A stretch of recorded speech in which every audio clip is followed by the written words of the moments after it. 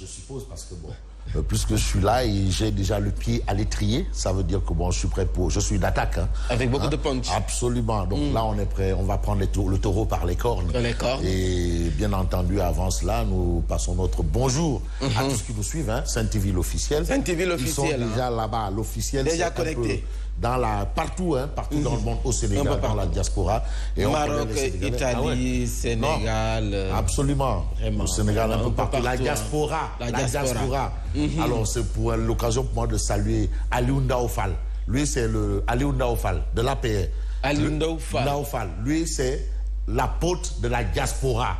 Lui, tout ce qu'on peut dire est la diaspora. Voilà. Et la diaspora. Lui, c'est la diaspora. Qui l'intéresse. Voilà, c'est un produit de la diaspora. Donc, c'est la diaspora. Et on sait ce que la diaspora apporte au Sénégal en termes de revenus, les transferts d'argent, tout ça là. La diaspora. La diaspora contribue au développement. Et ça me permet de faire un clin d'œil à l'honorable député Nangosek. Diaspora. Absolument. Et Mam Diarra Femme. Il faut donner à la diaspora sa part. C'est important. Voilà. Nangosek, diaspora. Mam Diarra Femme, diaspora également. Bon, il y a beaucoup de députés, je crois qu'ils sont au nombre de 10 ou 15. 15. Je suppose, en tout cas... il y a une bonne brochette de députés de la diaspora à l'Assemblée nationale. Alors, si on en est arrivé à ça, ça veut dire que la diaspora joue pleinement sa partition dans le développement du Sénégal. Et il faut saluer la diaspora. Voilà. Il faut saluer la diaspora.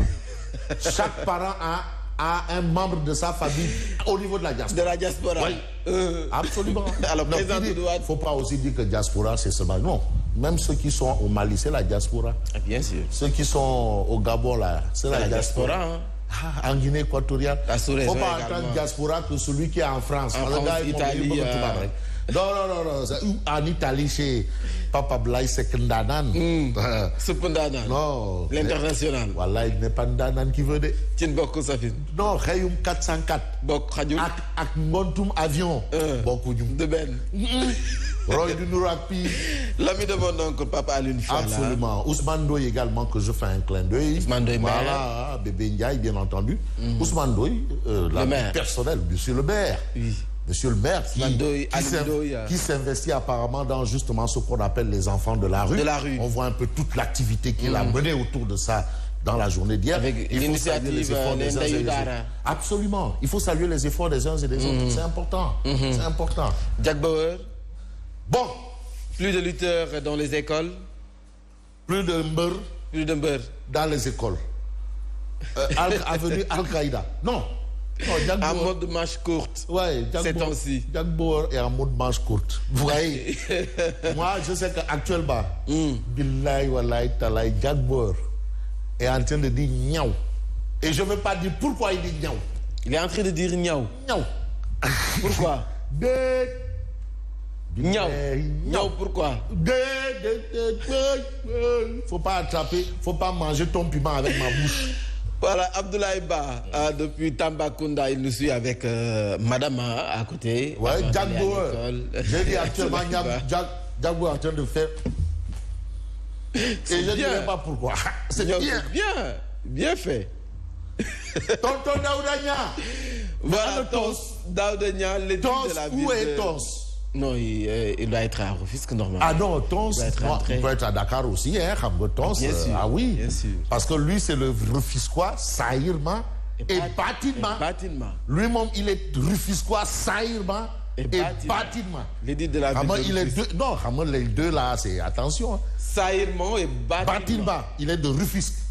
L'incontournable Tons Daoudania. Tons, Tons, ouais.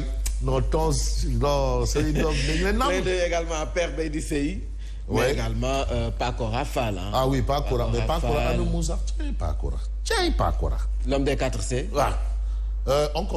On commence. L'homme des 4C. Mon, il a de nouveaux amis. Il baisse. Pour forcer Barras.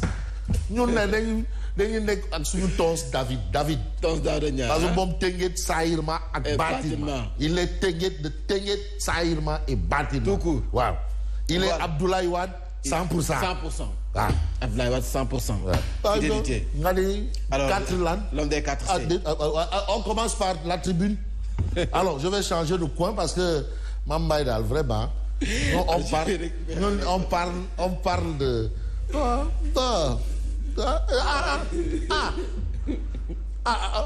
non, mais il a de nouveaux amis. Qui ça? Il y a encore tous des angles de Ndiaye. Il y a encore tous des débats. Le maire de Bambilor. Alors, le quotidien du groupe des médias. On commence par le quotidien du groupe des médias ce matin, qui revient justement sur cette affaire de Talibé. Mam Saïd. Aujourd'hui, on va aller en mode fast track. En mode fast track. Voilà, la tribune. Alors, on a à la une de la tribune quel titre aujourd'hui? Regardez la tribune. Voilà. Alors, décès du talibé Abibou Kamara, l'autopsie confirme la torture.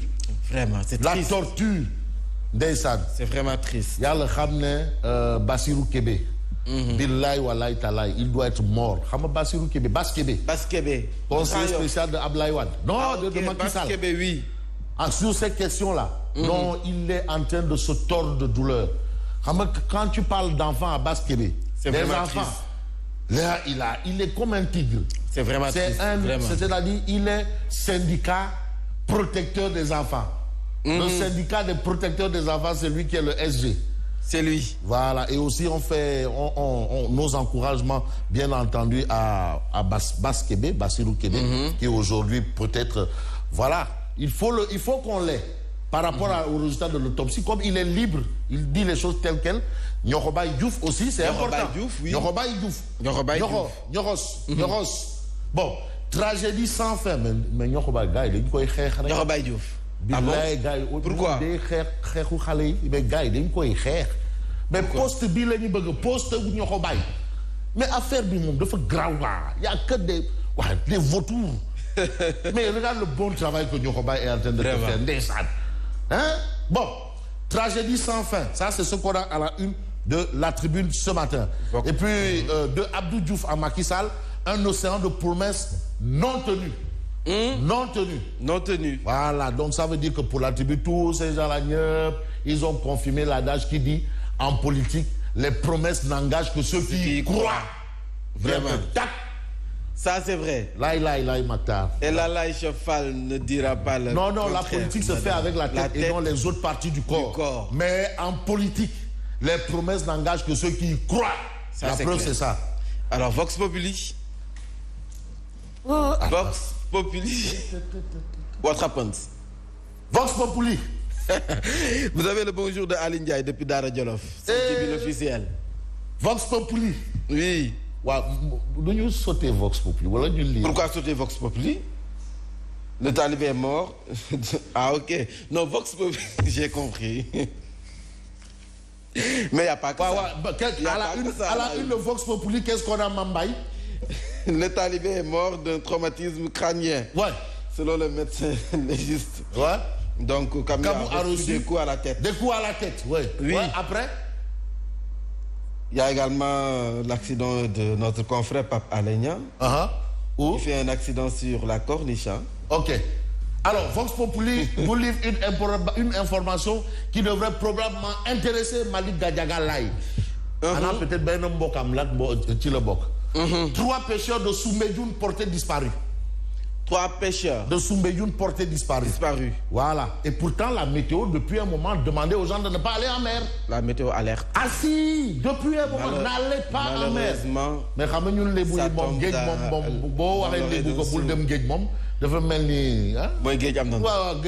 voilà, l'évidence quotidienne.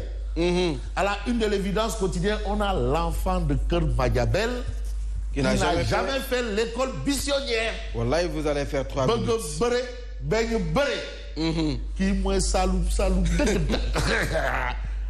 mën gedd boo joxe tànk bukki bu sànni la tànk gaynde boo galgalee mu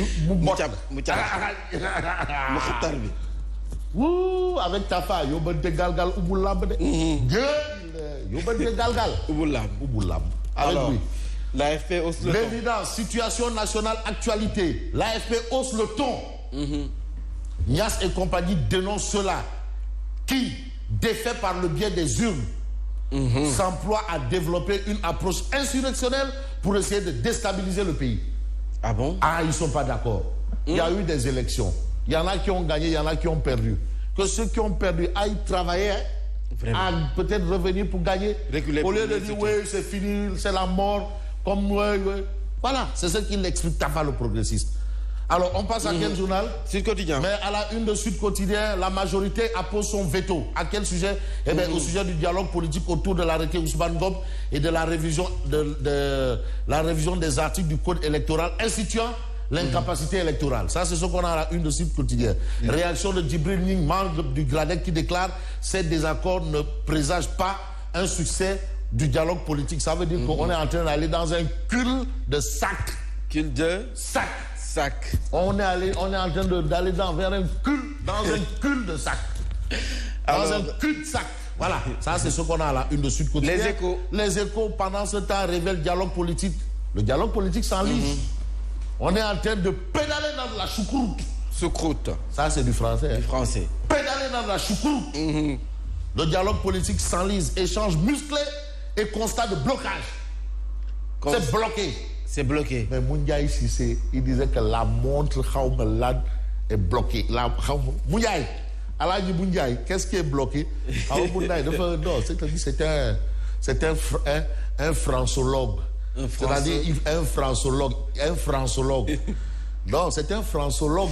Il est fort, hein? Voilà. Il est pertinent en plus. Qui? Moundiaï Sissé. C'est un françologue. Alors, et il a dit que la montre Khaoumelad est bloquée. L'horloge. Et apparemment, c'est ce qu'on voit. Hein? Des opposants dont Déthié Fall se défoulent sur Benoît Sambou et Maître Ousmane Seye. Réumi. Mais Réumi quotidien de Tité, mais il faut arrêter. Arrêtez Maître Ousmane Ngom. Arrêtez Ousmane Ngom. Réumi quotidien. Arrêtez Ousmane Ngom. Arrêtez Ousmane Ngom. Pourquoi il faut arrêter Ousmane Ngom? Eh bien, parce qu'il défend Mordicus, l'arrêté qui porte son nom. Arrêtez Ousmane Ngom. Waouh. Ah, ben, Abdelkidourana. Qui interdit les manifestations. Waouh. Dans la zone Djagbo-Élysée, là. Djagbo-Élysée. Voilà, tu sais, il y a une zone Djagbo-Élysée, là. Là-bas, mon Djagbo-Élysée. Alors, donc, l'arrêté là qui interdit toute manifestation Khawaré, Samar, Mumbai. Mais oui, mais à l'ordre de la présidentielle. Mais Djagbo a interdit à la majorité d'organiser une manifestation politique lors de la campagne présidentielle. C'est ça. Ah oui! Il a dit niet. La démocratie qui s'applique à tout. Non, c'est-à-dire on a dit oui, mais tu sais, c'est la mouvance. Le président, il dit... Pas de deux poids, deux mesures. Arrêtez Ousmane Ngom. Pas de deux poids, deux mesures. Non. Mais ça c'est récent. On passe à l'As quotidien. L'As quotidien, à sa une.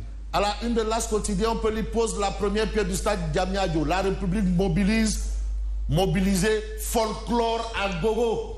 Tintamar. Donc, maire de Diamniadio, Mamadou Moulaye Gueye. Waaw. Mamadou Moulaye Gueye. ñoo tons Daouda Niang la ñu wax waay. Tons mu ngi ñu wax waay.